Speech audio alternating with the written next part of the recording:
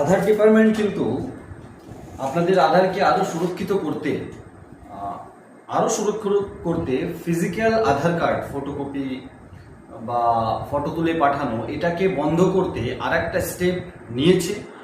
খুব তাড়াতাড়ি আধার ডিপার্টমেন্টের অফিসিয়াল মোবাইল অ্যাপ্লিকেশন থেকে কিউআর কোড জেনারেট হবে এবং সেই কিউআর কোড যেখানেই অথেন্টিকেশনের প্রয়োজন হবে আপনার সেখানেই কিন্তু আপনি ওই কিউআর কোডটা দেখালে স্ক্যান করবে এবং এনক্রিপ্টেড রূপে থাকবে।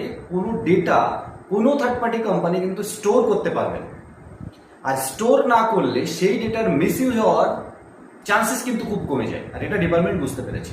আর এই সমস্ত Aadhaar department related, banking fintech related যে কোনো ইনফরমেশনের জন্য আমাদের আইএনডি টেক জোন ইউটিউব চ্যানেলটাকে সাবস্ক্রাইব করে পাশে থাকবেন।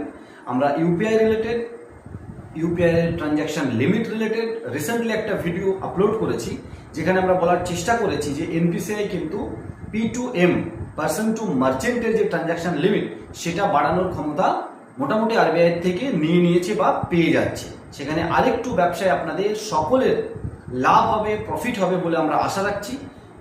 ছোট্ট ভিডিওটা কেমন লাগলো কমেন্ট সেকশনে বলবেন। আর আধারের এই অথেন্টিকেশন সিস্টেমটা টোটাল ডিজিটালি হয়ে যাওয়াতে আপনার অনেক সুবিধা বলে আমরা বিশ্বাস করছি। আপনার কি মতামত অবশ্যই কমেন্ট সেকশনে আপনারা বলবেন।